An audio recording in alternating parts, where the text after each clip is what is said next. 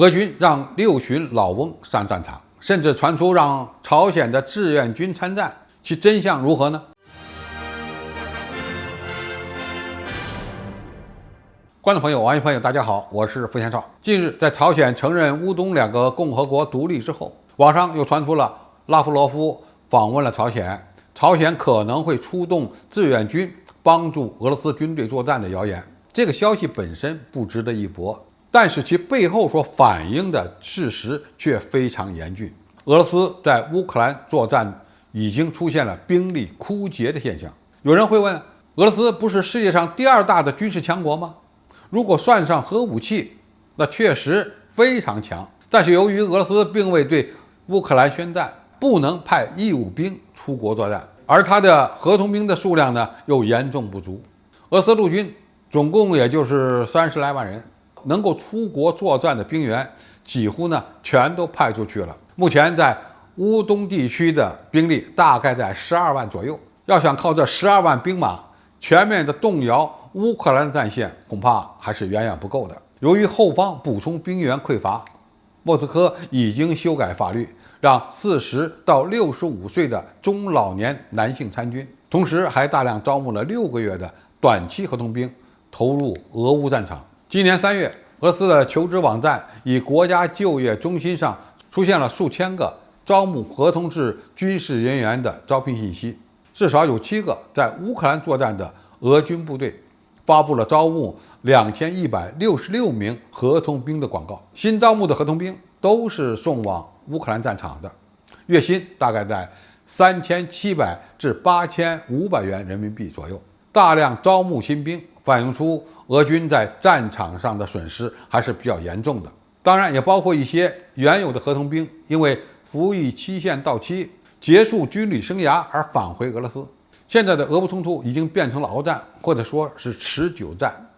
俄罗斯就得找到愿意在乌克兰作战的人，而且要为今后数月甚至数年的持续冲突做准备。今年6月份，俄罗斯军队不仅持续的招募军事人员，还开始招募医生和护士，甚至是专业的心理咨询师。据统计，俄罗斯到6月中旬，在国内呢进行的招兵人数已经高达2.2万人。如果算上伤愈之后可以重返战场的人，证明俄军实际的伤亡人数不容乐观。因为从招聘网站招募士兵只是一个较小的补充渠道。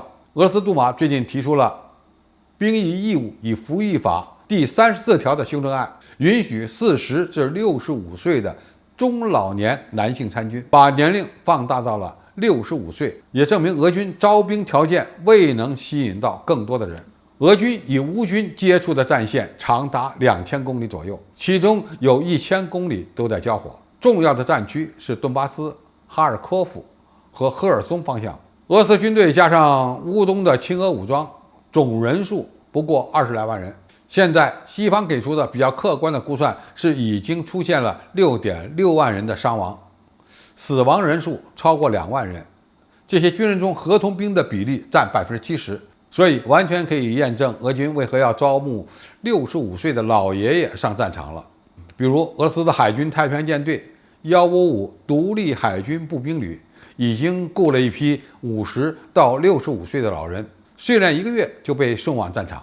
之前俄罗斯还出现过将国民警卫队送到战场上去保卫后勤补给线的情况。如果按照俄罗斯法律，这也是不允许的。一位俄罗斯的军事专家指出，俄军要想改变俄乌冲突态势，甚至呢需要将兵力增加1倍。战事进展缓慢，不是因为俄军火力不强，而是缺少步兵去控制阵地。即使勉强占领了阵地，由于兵源太少，往往也守不住。因此，乌克兰方面认定，目前的战线已经保持稳定状态。俄罗斯军队作为世界上最强大的地面作战力量，现在出现了兵力枯竭的情况，这也给我们提了个醒。作为一个陆地大国，推动常规军力的现代化建设非常重要，保持足够的兵力也很重要。而且军队的机械化、信息化的提升也不能够影响到步兵的重要地位。当战争来临时，发现最基本的步兵不够用了，那可是要付出惨重代价的。好，今天的评述就到这里，谢谢大家收看，我们下期再见。